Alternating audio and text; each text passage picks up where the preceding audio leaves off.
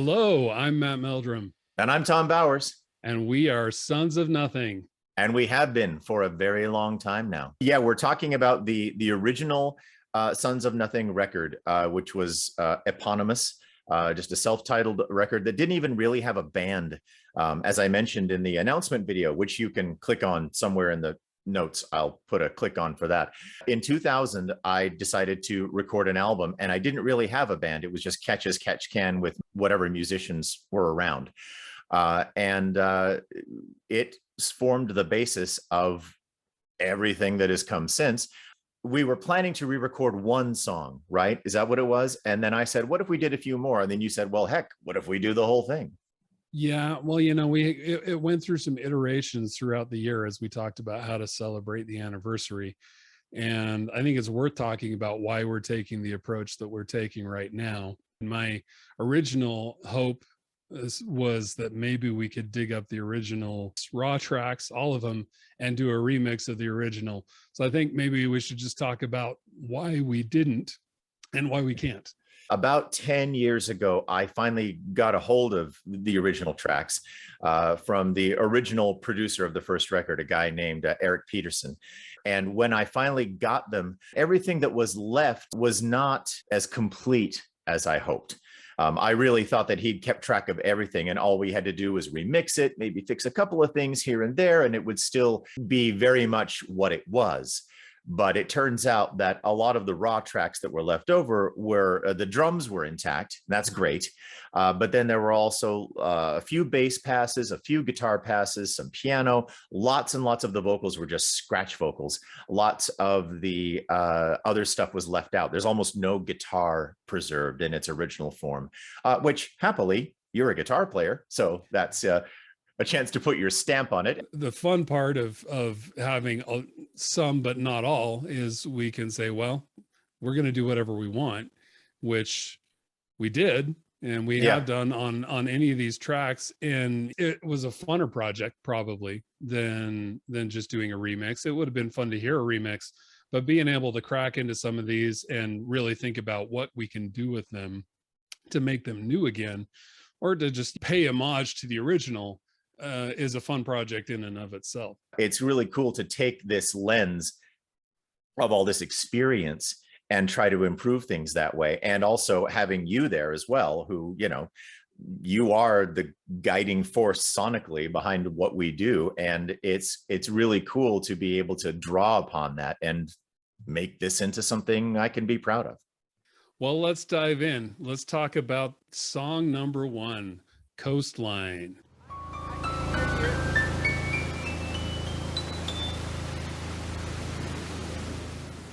Coastline it goes back to high school.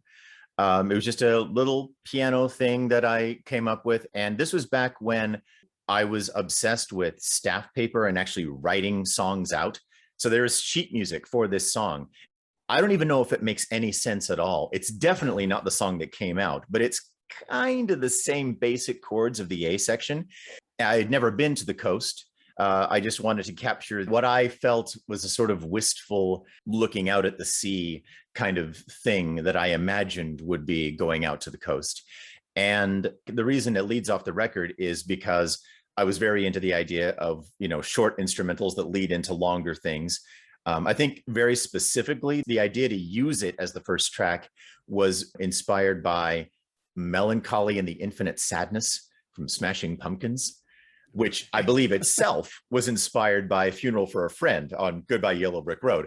It was the same kind of table setting idea. It's cool to have this preserved because it's me playing piano, and that doesn't happen a lot on Sons of Nothing records because Matt Meldrum's in the band. So why would you ever want another keyboard player? But it's for nostalgia's sake. It's nice to have my my piano playing on it. But you augmented it. You put some stuff in the background that didn't used to be there. That is true. If you listen really closely against the original, which maybe 100 people can do in the world if they still have their CDs, there are some strings added to this version that you requested, and I just kind of went with it. And I think it sounds pretty good. About how old were you when you wrote it? 16. Really? I think 16, 17, something like that. It reminds me a little bit. I also have I don't even know if you've heard I did a second album after the first album, Allies, that you have heard, and that we blatantly ripped off a little bit for Almost Paradigm. But I did another one after that called Winter's Walk. There is at least one piece that's a piano piece that Coastline just kind of reminds me of that. And that, I'm thinking, okay, I was 20 or something when I did that, but it's that early idealism, or I don't know, even know what else to call it, maybe naivete, but that you kind of feel there. And I guess I can relate to it from that standpoint, because I was doing similar things at that time, well, in the late 90s. Track number 2. Atmosphere.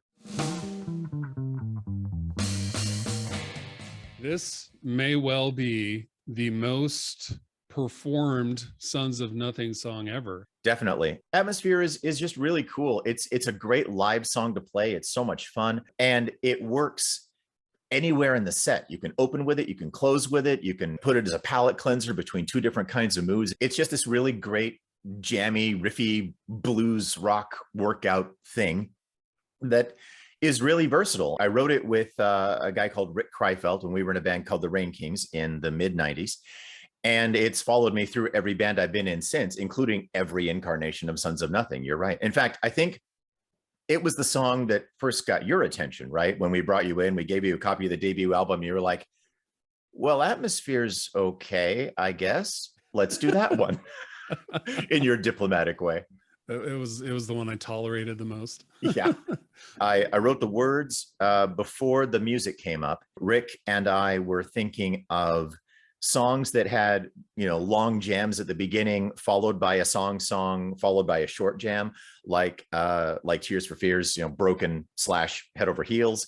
Or there was a song on Blues Traveler's big album from the mid 90s, a song called Brother John, which had the same kind of idea arrangement wise. Let's get one of those of our own. And so it was just always so much fun to play, and the audience dug it. The astute listener may note that this is unabashedly not the version from the 2001 album. No, not in any way. This is completely new. There's no trace of the old recording here. It's a fabrication of newness. Well, sort of newness. Well, not really new. We did release Atmosphere, sort of this version in 2013. Yeah. When we were doing our Baker's Dozen, we were revisiting a lot of older tunes. The representation of this song, or this version of Atmosphere, I think really closely mirrors what it had evolved to when we were really gigging a lot.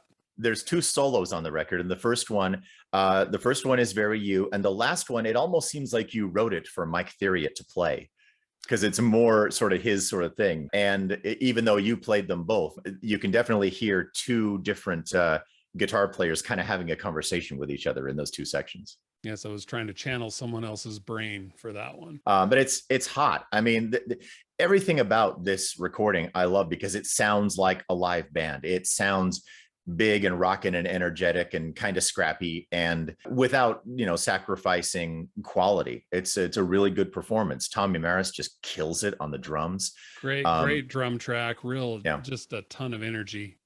Marie Hansen, who sings the backing vocals on it along with you, it has that gospel choir thing that I always wanted the original to have, but it never even came close to having. I'm happy I can call this the definitive version of the song at this point. And in a way, though, it is kind of cheating, because this was not conceived as part of this project. It was a whole other thing where it sort of stood in isolation. It's kind of a ringer. Like, we knew this would be great, so we just sort of brought it in and plugged it in. But the next song we're going to talk about is definitely more in line with the spirit of what we were trying to do in the big picture here, and that's In Between. Yeah.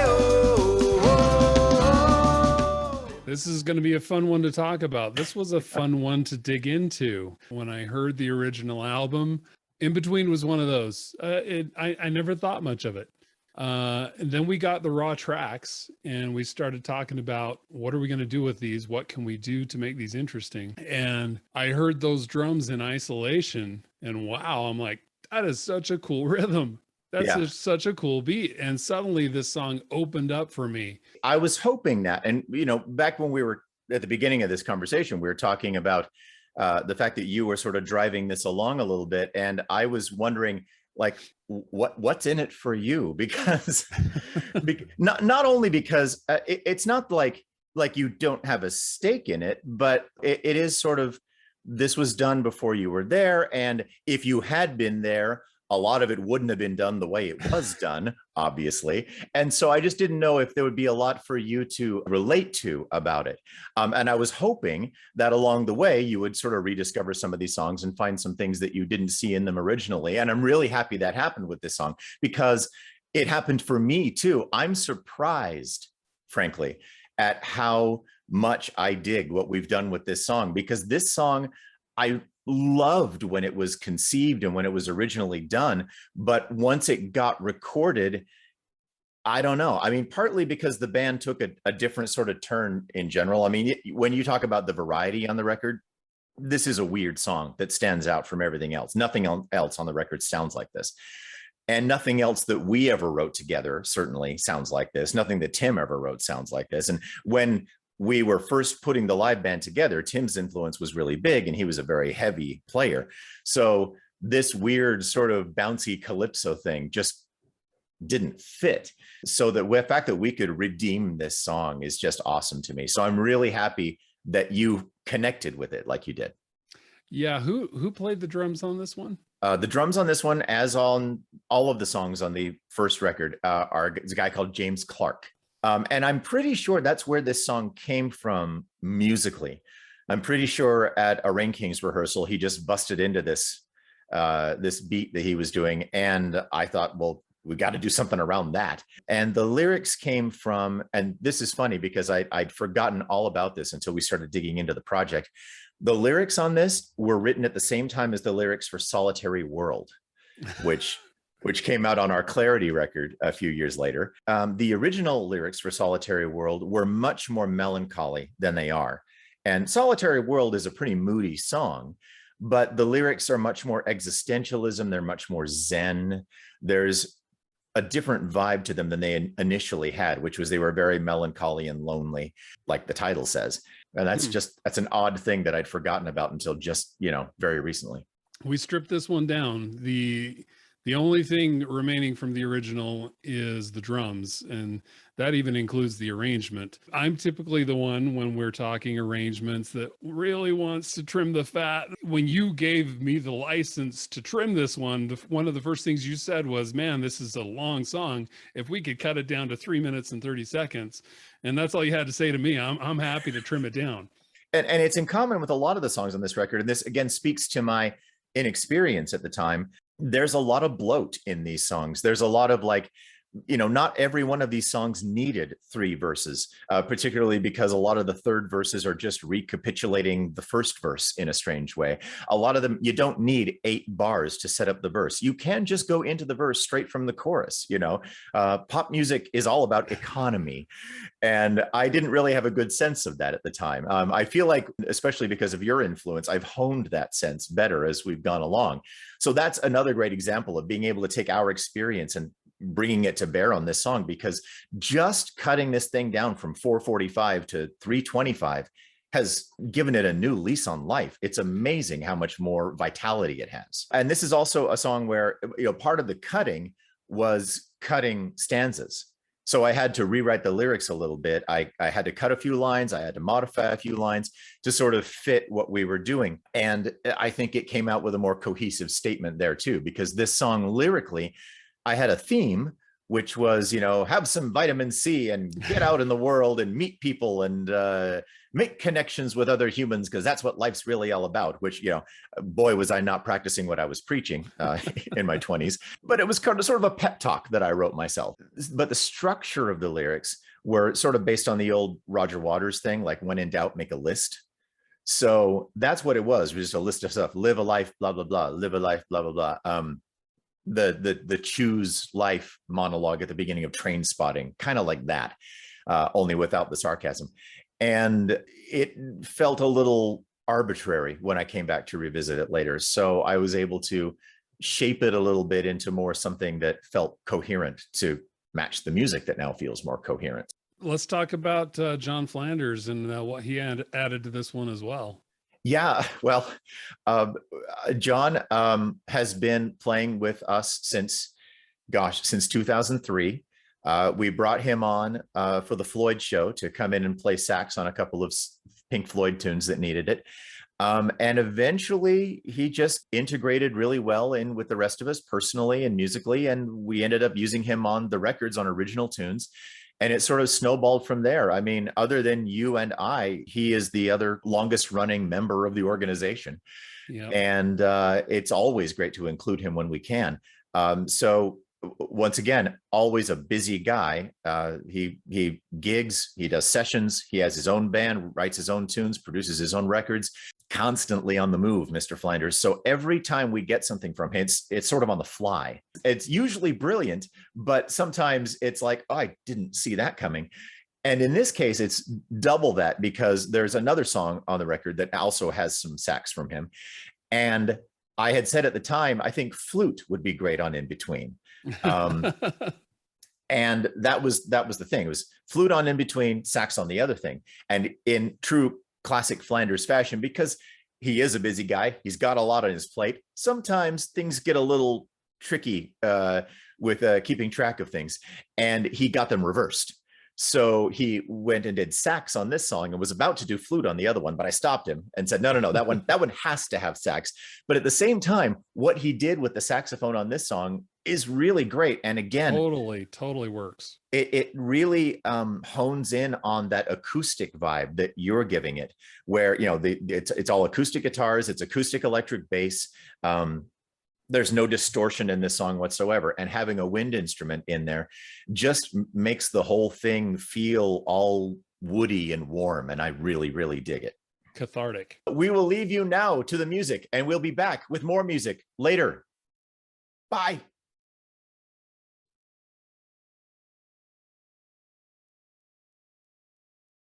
So yes, the astute listener may note that this is unabashedly not the version from the 2001 album. Not in any way. We took it all the way down to the studs. No, we went past the studs. We went into the ground dirt. The ground dirt. Again, gag reel. Hey, I'm Matt Meldrum. And I'm Thom Bowers. And we are we're going to do the Doublemint Twins. Hey, I'm Matt Meldrum, and I'm here with Thom Bowers, who started a brand new project that he's calling Sons of Nothing. It's an interesting new album project that's coming out, and we're interested to see how it turns out. Thom, tell us why you don't name this project after yourself. Because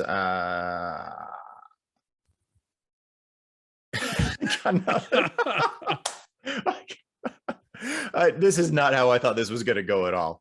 That's the beauty of it. Okay. Can we do that again, please?